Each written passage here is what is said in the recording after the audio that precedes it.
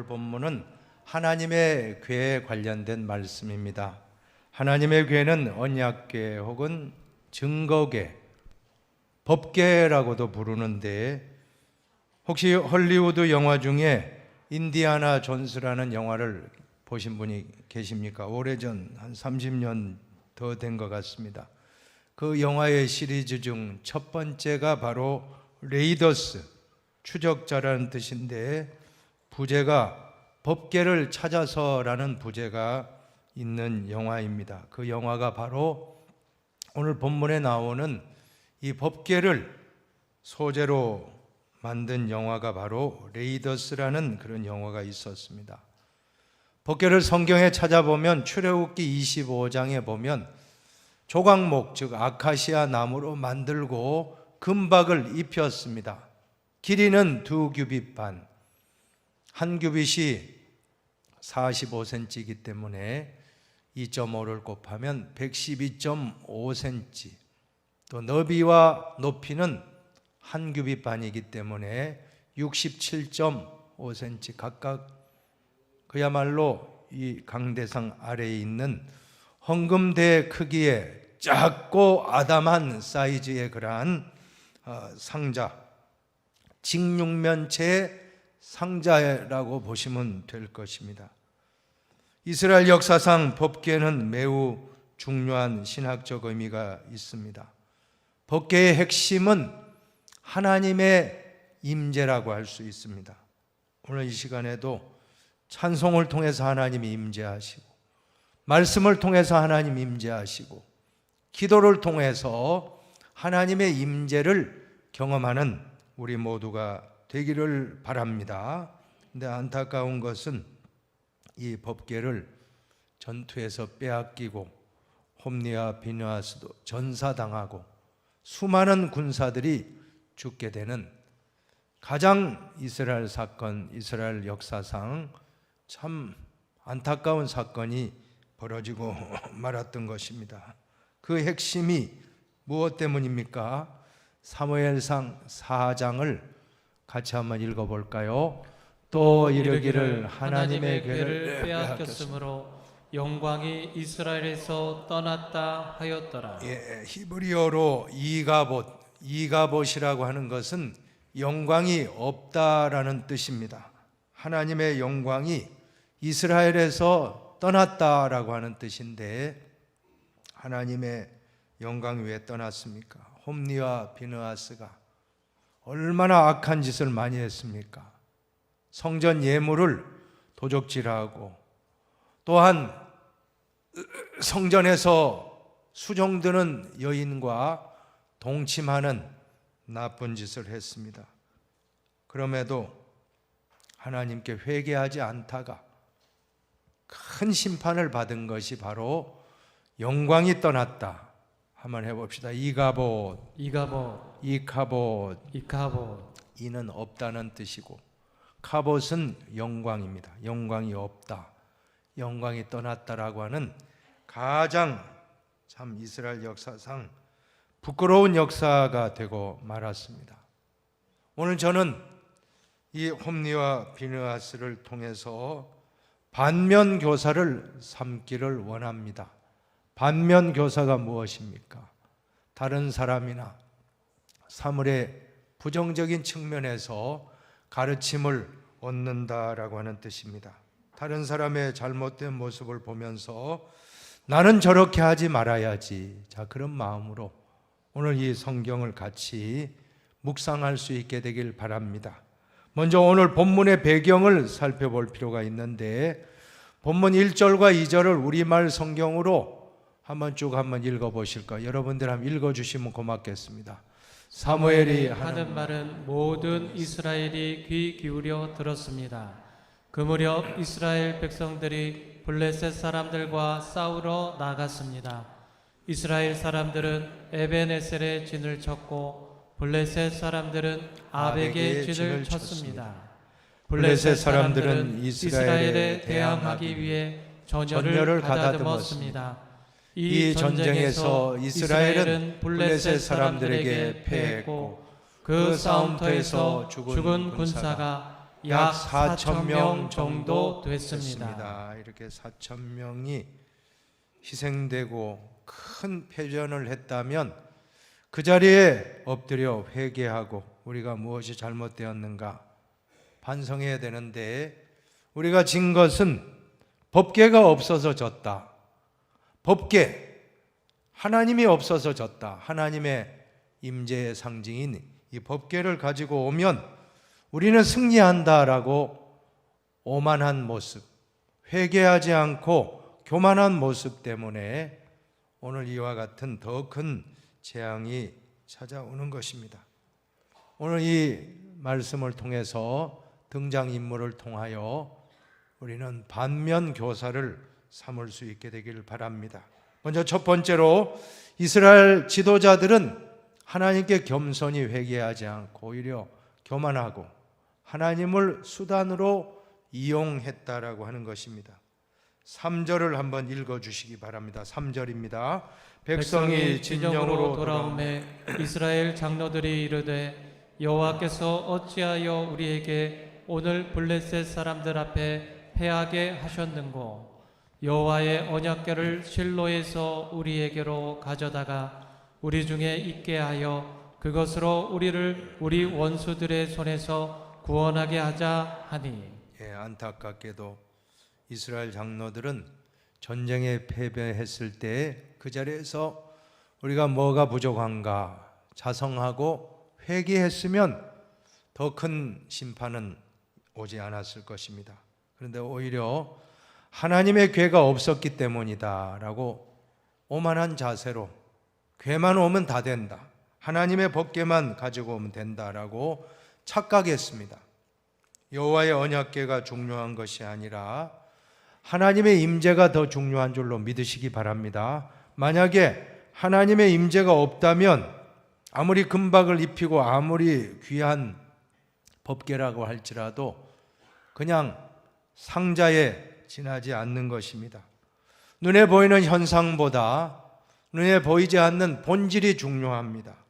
겉으로 보이는 형식보다 내용이 중요하고 껍데기보다는 속 알맹이가 중요한데 이스라엘 지도자들은 그렇게 하지 않았던 것입니다. 3절 하반절에 보면 어떤 느낌이 드십니까? 한번 읽어볼까요? 그것으로 우리를 우리 원수들의 손에서 구원하게 하자 하니. 어떤 느낌입니까? 이스라엘 장로들은 법궤를 마치 그것이라고 물건을 취급하듯이 이렇게 참 좌지우지하는 모습, 하나님 앞에 겸손한 모습이 아니고 하나님을 내 마음대로 오라 가라, 우리가 하나님 앞에 가겠습니다, 우리가 순종하겠습니다가 아니고 하나님 이리로 와주세요, 하나님 이번 전쟁에 하나님이 여기에 계셔야 됩니다, 이래라 저래라 좌지우지하는 것은 바로 교만의 모습인 것입니다. 우리는 신앙생활할 때 제일 문제가 되는 것은 교만하지 말아야 됩니다. 신앙생활은 첫째도 겸손, 둘째도 겸손, 셋째도 겸손입니다. 여러분이 은혜를 많이 받으면 절대 교만하지 마시기 바랍니다. 더 겸손이 낮아지고, 여러분이 기도를 많이 하면 더 겸손이 낮아지고, 여러분이 더 많은 은사를 받았으면 더 겸손히, 사업이 잘 되고 건강하고 모든 일이 잘 될 때에 더 겸손하게 낮아져야 되는 것입니다. 하나님은 교만한 자를 물리치시고 겸손한 자에게 은혜를 베푸신다라고 했습니다. 영국의 유명한 설교자 찰스 스펄전은 이렇게 말합니다. 여러분이 한번 읽어 주십시오.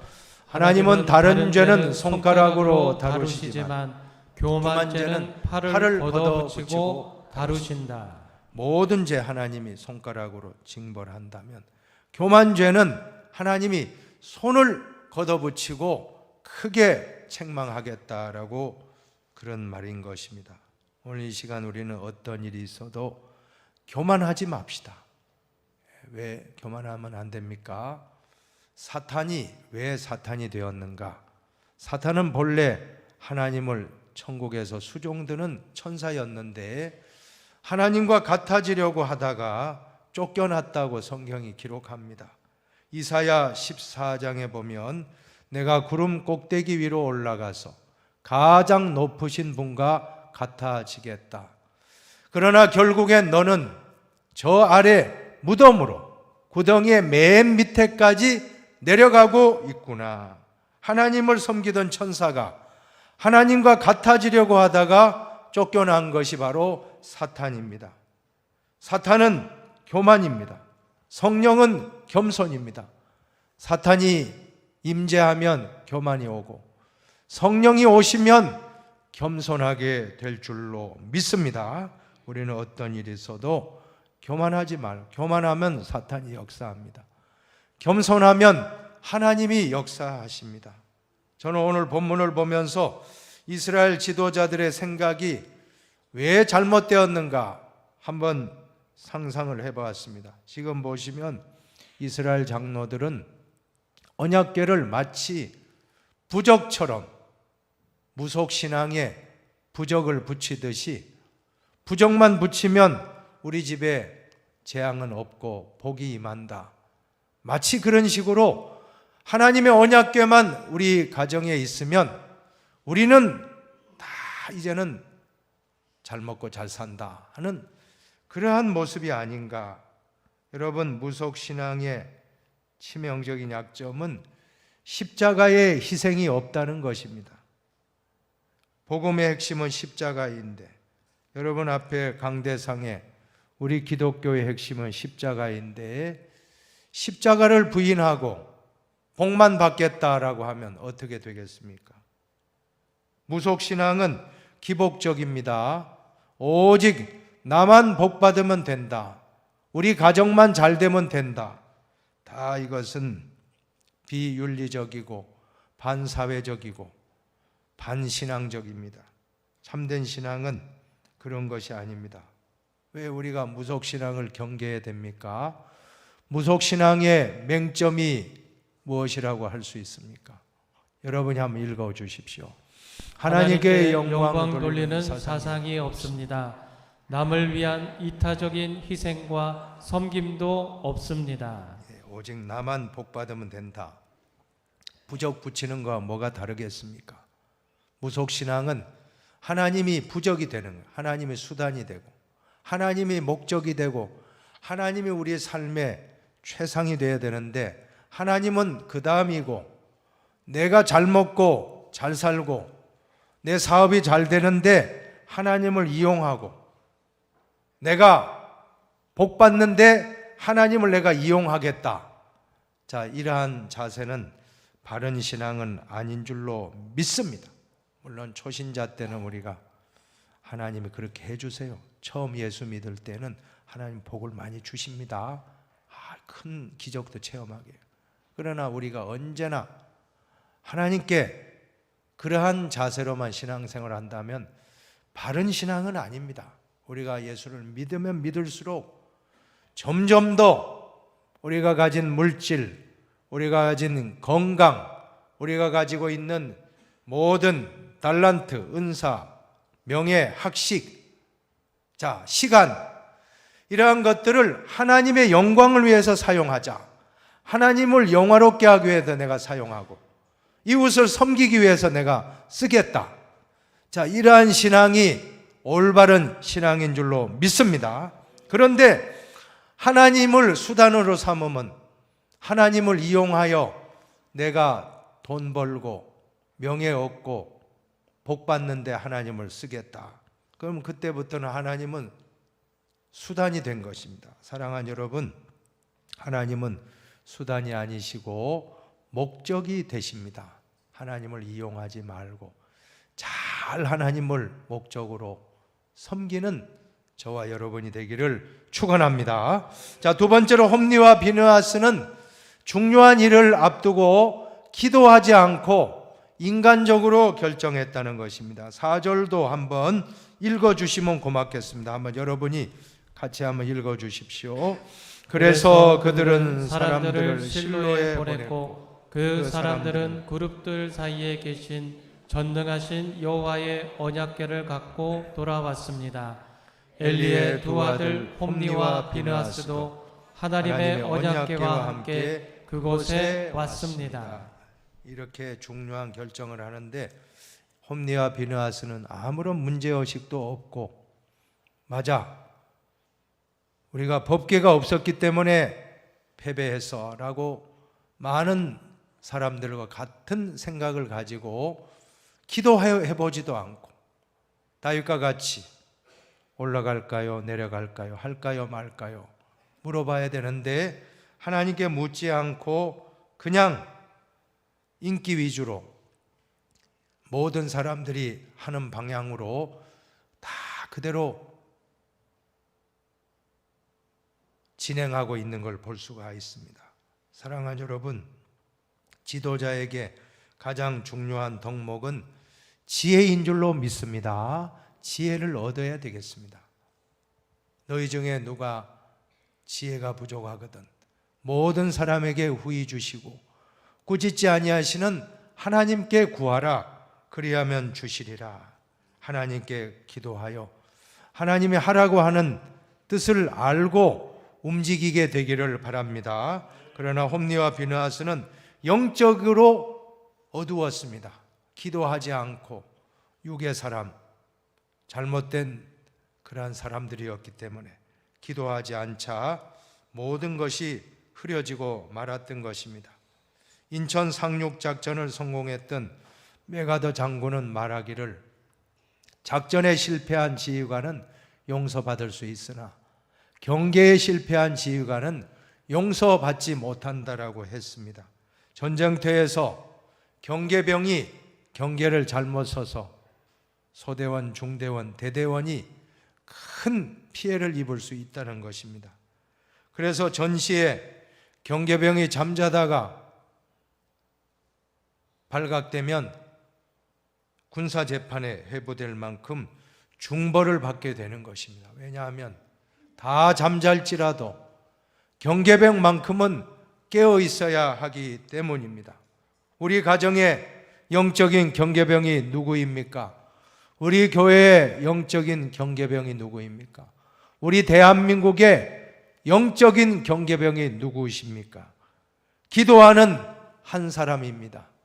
기도하는 한 사람이 바로 나 자신이 되기를 바랍니다. 그래서 오늘 홈니와 비느하스를 통해 기도하지 아니하고 결정하는 모습, 우리는 반성하고 우리도 무슨 일을 하든지 하나님께 묻고 한번 해봅시다. 올라갈까요? 올라갈까요? 내려갈까요? 내려갈까요? 할까요? 할까요? 말까요? 말까요? 늘 다윗처럼 늘 기도하면 하나님이 가르쳐 주십니다. 하나님 올라가라, 하나님이 내려가라, 지금은 가만히 있고 기다려라. 하나님이 항상 예수의 응답, 노후의 응답, 기다리라는 응답을 우리에게 주실 때에 그 응답을 받고 모든 일을 하면 우리는 손해 입지 않고 하나님 안에서 언제나 승리하는 축복의 삶을 우리는 살 수가 있습니다. 우리 다 홈니와 비느하스를 보면서 반면 교사를 삼으시기를 바랍니다. 이제 세 번째로 좀 우스운 내용입니다. 믿지 않는 블레셋 사람들은 하나님을 두려워하고 떠는데 잘 믿는다는 이스라엘 백성은 하나님을 두려워하지 않고 있다는 사실입니다. 한번 우리 7절과 8절도 같이 한번 읽어보실까요? 읽어주시기 바랍니다. 블레셋 사람들은 두려워하며 말했습니다. 그들의 신이 이스라엘 진영에 도착했다. 일찍이 이런 일이 없었는데 우리에게 이제 화가 미치겠구나. 우리에게 화가 미쳤는데 이 강한 신들의 손에서 누가 우리를 건져내겠는가? 그들은 광야에서 이집트 사람들을 온갖 재앙으로 쳐부순 신들이 아닌가. 오늘 본문을 보면 우리는 정말 의아한 생각이 들지 아니할 수가 없습니다. 잘 믿노라고 하는 이스라엘은 하나님을 그냥 괴짝 취급하고 이리 와라 저리 가라, 하나님을 그냥 내가 종부리듯이 하는데, 믿지 않는 블레셋 사람들 큰일 났다. 법궤가 왔으니 이제 우리는 화를 미치게 될 것이다. 오히려 안 믿는 사람이 하나님을 두려워하고 믿는다고 하는 이스라엘 사람은 하나님 두려워함이 전혀 없었다라는 것이 얼마나 아이러니컬하고 의아하고 참 이해가 되십니까, 여러분? 어떻게 우리가 이런 일이 있을 수 있습니까? 저는 이 말씀을 준비하는 가운데에 한 20여 년 전에 사건이 떠올랐던 것입니다. 20여 년 전에 같이 부목사로 섬기던 친구 목사님이 개척을 했습니다. 개척을 하면 상가를 얻고, 상가 2층을 얻고 아래층 위층 다 이렇게 리모델링, 인테리어를 하게 되는데, 인테리어 하면 또 건축업자를 잘 만나야 되지 않습니까? 그런데 이 목사님, 친구 목사님이 간증을 하는 거예요. 목사님, 나 정말 직분자를 믿고 맡겼다가 큰 손해를 입었다는 거예요. 오히려 안 믿는 업자에게 맡겼더니 오히려 잘 해주고 비용도 정말 절감하고 잘 됐습니다, 그러는 거예요. 왜 그렇습니까? 안 믿는 사람은 겁이 나는 거예요.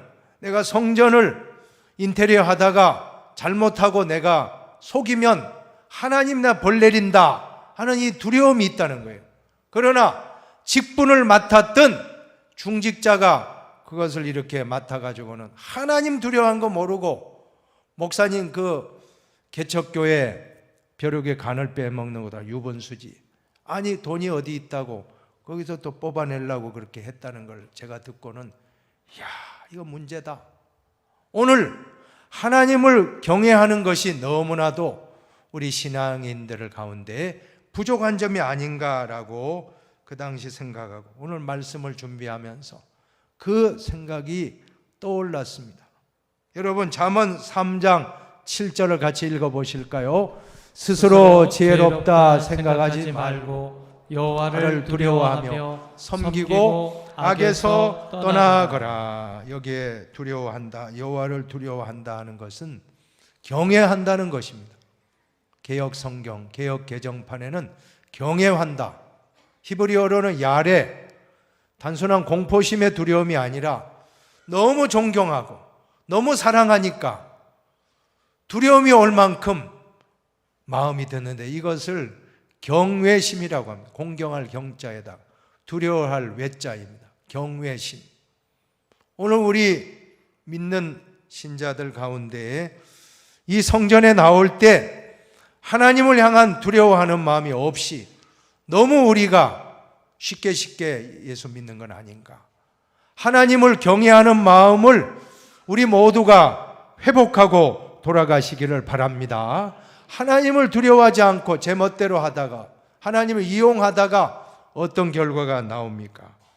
오늘 10절과 11절도 제가 오늘 목이 조금 약하니 양해 바랍니다. 여러분이 한번 힘차게 한번 읽어주시기 바랍니다. 이렇게 블레셋 사람들이 싸움에 임하자 이스라엘 사람들은 패해 저마다 자기 진영으로 도망쳤습니다.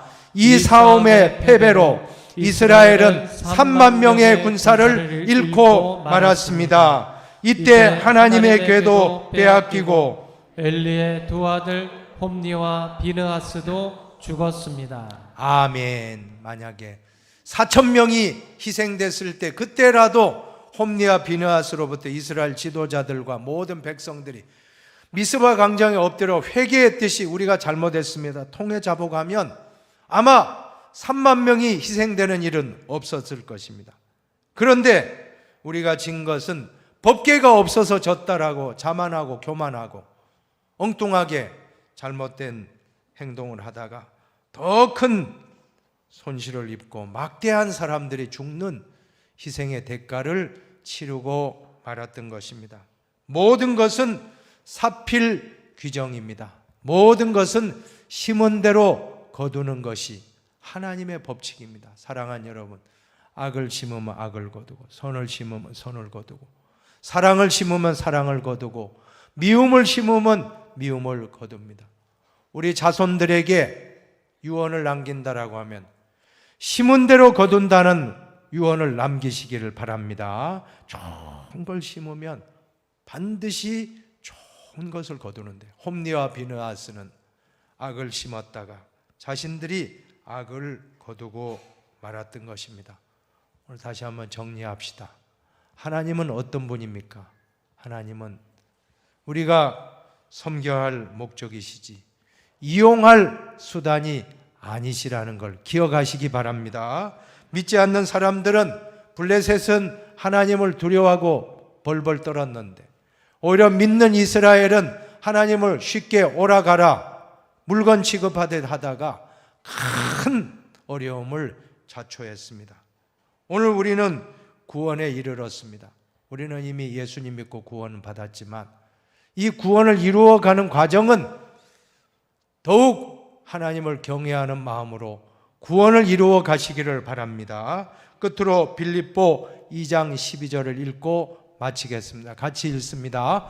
그러므로 내 사랑하는 사람들이여, 여러분이 항상 순종했던 것처럼 내가 여러분과 함께 있을 때뿐 아니라 지금 내가 없을 때도 두렵고 떨리는 마음으로 여러분의 구원을 이루십시오.